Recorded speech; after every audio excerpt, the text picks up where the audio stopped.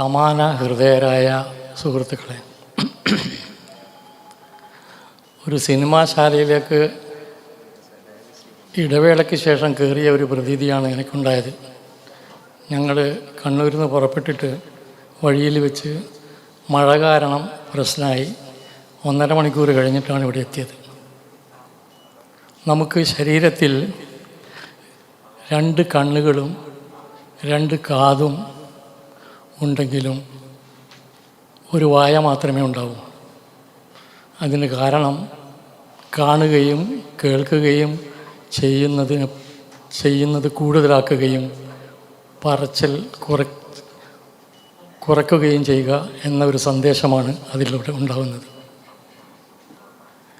1.5 വർഷമായി ഞാൻ എൻ്റെ കണ്ണൂരിലെ വീട്ടിൽ തനിച്ച് കഴിയുകയാണ്. ഞാൻ സൂഫിസത്തെക്കുറിച്ച് കുറച്ച് പുസ്തകങ്ങൾ എഴുതിയിട്ടുണ്ട്. ഇറാനിലും അങ്ങനെ തുടങ്ങിയ രാജ്യങ്ങളിലൊക്കെ സഞ്ചരിച്ചിട്ടുണ്ട്. 40 വർഷം വെളിയിലായിരുന്നു. ഇവിടെ വന്നപ്പോൾ പല തരത്തിലുള്ള ആളുകളെ കണ്ടു. പല വിഭാഗങ്ങളിലുള്ള ആളുകളുമായി പരിചയപ്പെട്ടു. AP അഹമ്മദ് അക്കൂട്ടത്തിൽ ഒരാളാണ്. ഞങ്ങൾ മലപ്പുറത്ത് ഒരു വലിയ ലൈബ്രറിയും അതിനോടനുബന്ധിച്ച മ്യൂസിക് അക്കാദമിയൊക്കെ തുടക്കക്കാരായിരുന്നു. ഇപ്പോഴങ്ങോട്ട് ഞാൻ പോകാറില്ല. അത് പറഞ്ഞതുപോലെ 1.5 വർഷമായി പുറത്തിറങ്ങിയിട്ട്. നമുക്ക് എന്തും ആലോചിക്കാം, എന്തും കണ്ടെത്താം, എന്തിലും വിശ്വസിക്കാം. പക്ഷേ അത് മനുഷ്യനെ ഉപദ്രവിക്കുന്ന കൂട്ടത്തിലാവരുത്. നമ്മുടെ ഉള്ളം പറയുന്നത് പോലെ ആയിരിക്കണം നമ്മളുടെ സഞ്ചാരം. ഞാൻ സൂഫിസത്തിലേക്ക് എത്തിയത് യാദൃച്ഛികമായിട്ടാണ്. ഇവിടെ എത്തിയതും യാദൃച്ഛികം തന്നെ. യാദൃച്ഛികത എൻ്റെ ജീവിതത്തെ മുന്നോട്ടും പിന്നോട്ടും കൊണ്ടുപോയിട്ടുണ്ട്. ഹസ്രത്ത് ഇനായത്ത് ഖാനെ പരിചയപ്പെട്ടത്, അദ്ദേഹം മരിച്ചുപോയി, അദ്ദേഹത്തെ പരിചയപ്പെട്ടത് ഒരു പുസ്തകത്തിലെ 2 വാക്ക് കാരണമാണ്. എ സൂഫി മാസ്റ്റർ ആൻസേഴ്സ് എന്നൊരു പുസ്തകം കണ്ണൂരിലെ ഒരു പുസ്തക സ്റ്റോളിൽ വെച്ച് കിട്ടി. അത് മറച്ചു നോക്കിയപ്പോൾ അതിലെ ഒരു വാക്ക്, when you are in silence it speaks, when you speak it is dumb എന്നാണ്. നിങ്ങൾ എപ്പോഴാണോ മൗനത്തിലിരിക്കുന്നത് അപ്പോൾ അത് സംസാരിക്കുന്നു.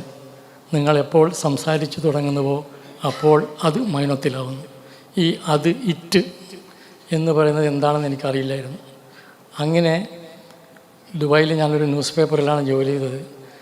അവിടെ എത്തി കമ്പ്യൂട്ടറിൽ www.sufism.com അടിച്ചു. പലരും പല സൈറ്റും അതിൽ നിന്ന് കിട്ടി. അതിലൊരു അമേരിക്കക്കാരനായ സൂഫി എനിക്ക് ഹോളണ്ടിലുള്ള മുഹമ്മദ് സിറാജ് എന്ന ഒരാളെ പരിചയപ്പെടുത്തി തന്നു. 25 വർഷമായിട്ട് അദ്ദേഹം ഞാനും കമ്മ്യൂണിക്കേഷനിലുണ്ട്. ഈ അമേരിക്കക്കാരും യൂറോപ്യനുമായ ആളുകൾക്ക് എന്താ ഒരു ഗുണം ഉള്ളത് എന്ന് പറഞ്ഞാൽ, അവർ ഒരിക്കലും ഗുരുവിനെയോ അല്ലെങ്കിൽ മഹാത്മാവിനെയോ പൊക്കി പറയില്ല. ഇനായത്ത് ഖാനെ ഇനായത്ത് ഖാൻ എന്ന് തന്നെ വിളിക്കും. ഹസ്രത്ത് ഇനായത്ത് ഖാൻ എന്ന് ഇന്ത്യക്കാരാണ് വിളിക്കുന്നത്. അങ്ങനെ ഒരു വളരെ നേരിട്ട് സംവദിക്കാനുള്ള അവസരം എനിക്കുണ്ടായി. അദ്ദേഹം മുഖേന പരിചയപ്പെട്ട 750 സൂഫികളുള്ള ഒരു ഗ്രൂപ്പിലേക്ക് ഞാൻ പ്രവേശിച്ചു. അവിടെ വെച്ചാണ് സൂഫിസം എന്താണ് എന്ന് മനസ്സിലായത്. അതിൽ ഇറാനികളുണ്ടായിരുന്നു. അങ്ങനെ ഞങ്ങൾ ഇറാനിൽ വെച്ച് കണ്ടുമുട്ടി. അവിടെ ഇറാനിൽ ഞാൻ 4-5 പ്രാവശ്യം പോയിട്ടുണ്ട്. ആദ്യ പ്രാവശ്യം പോകുമ്പം ഖൊമൈനിയുടെ ഭരണമായിരുന്നില്ല. യൂറോപ്പിൻ്റെ ഒരു ഭാഗമാകാൻ സാധ്യതയുള്ള ഒരു രാജ്യമായിരുന്നു. തെഹ്റാനിലെ കോഫി ഷോപ്പുകളിൽ, പാരീസിലെ കാഫ്കയും മറ്റും ഇരുന്ന് സംസാരിക്കുന്ന കോഫി ഷോപ്പുകൾ പോലെ ഓപ്പണും വളരെ ധിഷണാശാലികളായ ആളുകൾ വന്നിരിക്കുന്ന സ്ഥലവുമായിരുന്നു. അവിടെ വെച്ചാണ് ചലച്ചിത്രകാരന്മാരെയൊക്കെ പരിചയപ്പെടുന്നത്. അവിടുന്ന് ഞാൻ പരിചയപ്പെട്ട ആളുടെ ഒന്നിച്ച് മഹാൻ എന്ന സ്ഥലത്തേക്ക് പോയി. മഹാനിൽ ഷാ നേമത്തുള്ള വലിയുടെ ഒരു വലിയ ഖബർസ്ഥാനുണ്ട്. അത് നമ്മുടെ താജ്മഹലോടും മനോഹരമാണ്. അവിടെ അകത്തിരുന്നിട്ട് ഇപ്പോൾ ഇവിടെ നിന്ന് ആലോചിക്കുമ്പോൾ അവിടെ കണ്ട ഒരാളെക്കുറിച്ച് പറയാതെ വയ്യ. അവിടെ ഒരാൾ ഈ കബറിൻ്റെ അടുത്ത് ഇരുന്നിട്ട് എന്നെ എൻ്റെ സ്നേഹിതൻ അവിടെ കൊണ്ട് വിട്ടിട്ട് പോയി. അരമണിക്കൂർ നീ ഇവിടെ ഇരിക്കുമെന്ന് പറഞ്ഞു. ഞാനവിടെ കണ്ണടച്ചിരുന്നു. പതുക്കെ പതുക്കെ നമ്മളുടെ പുള്ളുവന്മാർ പാടുന്ന പാട്ട് പോലെ ഒരു പ്രായമുള്ള ഒരാൾ, വളരെ പ്രായം, 85-90 കാണും, ഇരുന്നിട്ട് അദ്ദേഹം പേർഷ്യൻ ഭാഷയിൽ പാടുകയാണ്. ഞാൻ കരുതി, എൻ്റെ അന്നത്തെ ചിന്താഗതി അനുസരിച്ച് ഞാൻ കരുതി ഇത് മരിച്ചുപോയ ഷാ നെഹ്മത്തുള്ള വലി പാടുന്നതായിരിക്കും എന്ന്. അദ്ദേഹം പാടുമ്പോൾ ഞാൻ അദ്ദേഹത്തെ നോക്കി. അദ്ദേഹം എന്നെ അടുത്ത് വിളിച്ചു. ഞാൻ ചോദിച്ചു, ഇതെന്താണ് ഇതിൻ്റെ അർത്ഥം, ഇംഗ്ലീഷിലൊന്ന് പറഞ്ഞു തരുമെന്ന് ചോദിച്ചു. അപ്പോൾ അദ്ദേഹത്തിനത് വയ്യ. അദ്ദേഹം 60 കിലോമീറ്റർ ദൂരെയുള്ള ഒരു ഗ്രാമത്തിൽ നിന്ന് 6 മാസത്തിലൊരിക്കൽ ഇവിടെ വരുന്നു. അദ്ദേഹം എഴുതിയ കവിതയുമായിട്ട്. ആ കവിത ഹസ്രത്ത് ഷാ നെഹ്മത്തുള്ള വലിക്ക് സമർപ്പിച്ചിട്ട് അദ്ദേഹം തിരിച്ചു പോകുന്നു.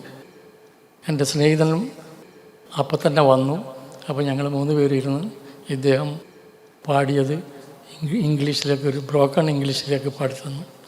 എന്നെ ആകർഷിച്ച ഒരു കാര്യം, 6 മാസത്തിലൊരിക്കൽ ഈ മനുഷ്യൻ നടന്നിട്ടാണ് വരുന്നത്. എന്താണ് അതിൻ്റെ പിന്നിലെ അദ്ദേഹത്തിൻ്റെ ചേതോവികാരം? പ്രണയമാണ്. റൂമി പറഞ്ഞതുപോലെ പ്രണയത്തെക്കുറിച്ച് ഞാൻ എഴുതാൻ തുടങ്ങിയപ്പോൾ എൻ്റെ പെന്ന് ഒടിഞ്ഞു പോവുകയും കടലാസ് പാറിപ്പോവുകയും ചെയ്തു എന്ന വരികളാണ് ഓർമ്മ വന്നത്.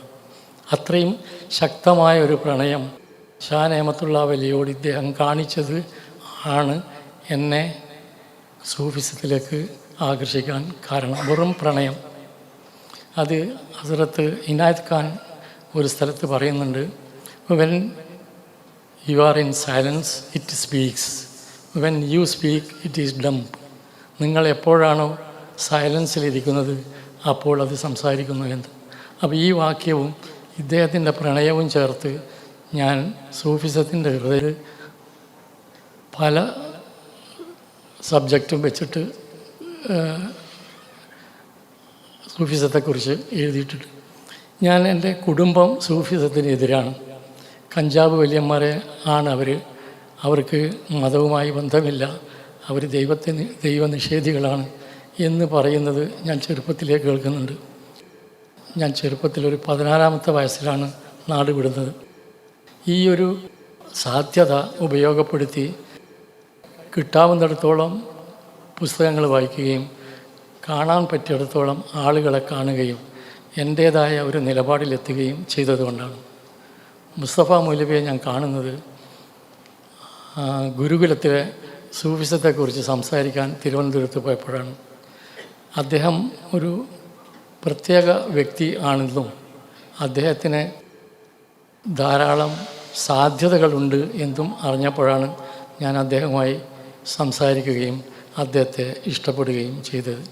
ഇങ്ങനെ ഒരു ആൾക്കൂട്ടം സംഘടിപ്പിക്കാൻ അദ്ദേഹത്തിന് കഴിഞ്ഞത് നമുക്ക് ഇതിനേക്കാളും അധികം ആളുകളുണ്ടാവുമെന്നും നമ്മളുടെ ആകാശം വലുതാകുമെന്നും നമുക്ക് പറയാനും കൈമാറാനും പല സംഗതികളും ഉണ്ട് എന്നറിയുമ്പോഴും എൻ്റെ സന്തോഷം അപാരമാണ്. ഒരു സൂഫി കഥ പറഞ്ഞിട്ട് ഇത് അവസാനിപ്പിക്കാം. മഹാൻ എന്ന സ്ഥലത്ത് ചോളകൃഷി നടത്തുന്ന കുറേ ആളുകളുണ്ടായിരുന്നു, കൃഷിക്കാർ. അവരിൽ ഒരാൾ സൂഫിയായിരുന്നു. ഒരു വർഷം ഈ സൂഫിയുടെ വയലിൽ മാത്രം ചോളം വളർന്നില്ല. മറ്റുള്ള വയലുകളിൽ ചോളം വളരുകയും അവർ സന്തോഷിക്കുകയും ചെയ്തു. 2-ാം വർഷവും വിത്തിട്ടു, വളർന്നില്ല. 3-ാം വർഷവും വിത്തിട്ടു, വളർന്നില്ല. അപ്പോൾ മറ്റുള്ളവർ ഇയാളെ ഭ്രാന്തനെന്ന് വിളിച്ചു. അങ്ങനെയാണല്ലോ, ഭ്രാന്തനെന്ന് വിളിച്ചു. ആ ഭ്രാന്ത് അയാൾ അനങ്ങിയില്ല. 4-ാം വർഷം മറ്റുള്ള വയലുകളിൽ വിത്ത് മുളക്കാതിരിക്കുകയും ഇദ്ദേഹത്തിൻ്റെ വയലിൽ മാത്രം ആ വർഷവും അതിൻ്റെ മുമ്പത്തെ വർഷവും അതിനെയും മുമ്പത്തെ വർഷവും ഉള്ള എല്ലാ വിത്തുകളും വളർന്ന് നിബിഡമായ ഒരു വയലായിത്തീർന്നു. അതുപോലെ മുസ്തഫ മൗലവി ഇടുന്ന വിത്തുകൾ വളർന്ന് നിബിഡമായ ഒരു വയലായിത്തീരട്ടെ എന്ന് ആശംസിച്ചുകൊണ്ട് നിർത്തി. നന്ദി.